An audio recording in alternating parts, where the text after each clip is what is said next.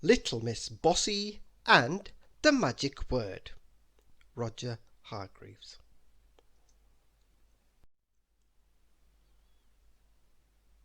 Little Miss Bossy is bossy, bossier than the bossiest person you know. She is also very rude, nearly as rude as Mr. Uppity, which is very rude indeed. She never says please, and she never says thank you.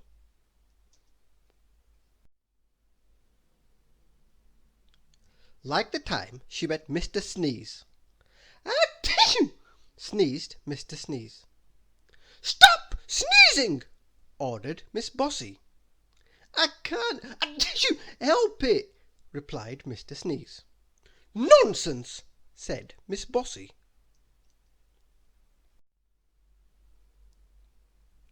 Like the time she met Little Miss Chatterbox. "Good morning," said Little Miss Chatterbox. "Lovely day, isn't it? Just the right weather for a walk. Talking about the weather." "Be quiet!" ordered Miss Bossy. And like the time she tripped over Mr. Small. "You're too small!" exclaimed Miss Bossy. "Grow up!" "I can't," said Mr. Small. "Then get out of my way in future," ordered Miss Bossy.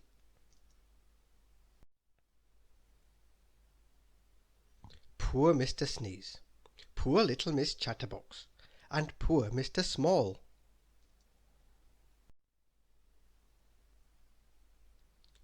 It was Mr. Small who decided that something had to be done. He went to see Little Miss Magic, and once he had explained the problem, she agreed to teach Miss Bossy a lesson.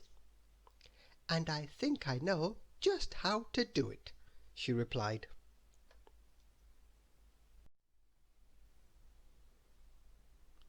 The next day Little Miss Bossy bumped into Mr. Greedy.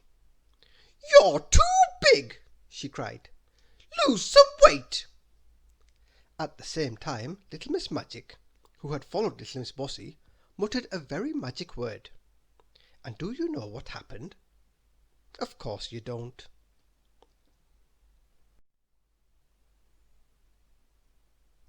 But you do now. "Who are you calling big?" laughed Mr. Greedy. "You ought to take a look at yourself." Little Miss Bossy was lost for words. As soon as Mr. Greedy had gone, Miss Magic muttered some more magic words, and Miss Bossy returned to normal.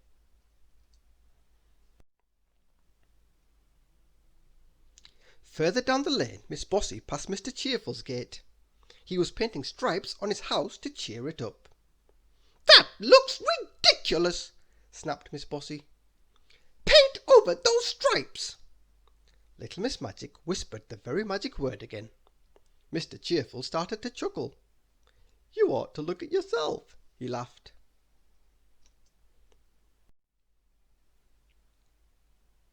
Miss Bossy did. She was covered in stripes. From her hiding place, Little Miss Magic smiled to herself. Next, she met Little Miss Splendid. "What a stupid hat!" she said. "Go and put on something more sensible." Miss Magic uttered the magic word again, and I'm sure you can guess what happened next. "Speak for yourself," said Miss Splendid, bursting into laughter. And for the third time that day, Little Miss Bossy was lost for words. Just then Mr. Small came along. "Having a nice day?" he asked. "Mind your own business, Pipsqueak!" snapped Miss Bossy.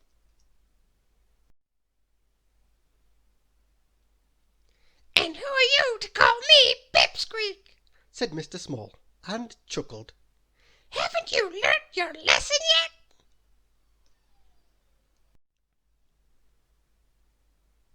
Miss Magic came out from behind the tree where she had been hiding. "Oh, it's you!" squeaked Miss Bossy. "Turn me back to my proper size." "You have to say the magic word," replied Miss Magic. Abracadabra, squeaked Miss Bossy.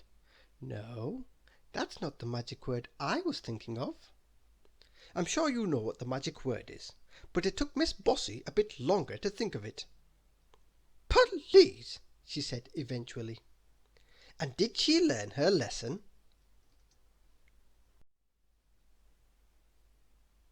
Well, she learnt one lesson. Little Miss Bossy is still just as bossy as ever, but at least now she says please. Go to sleep! Police! Thank you for listening.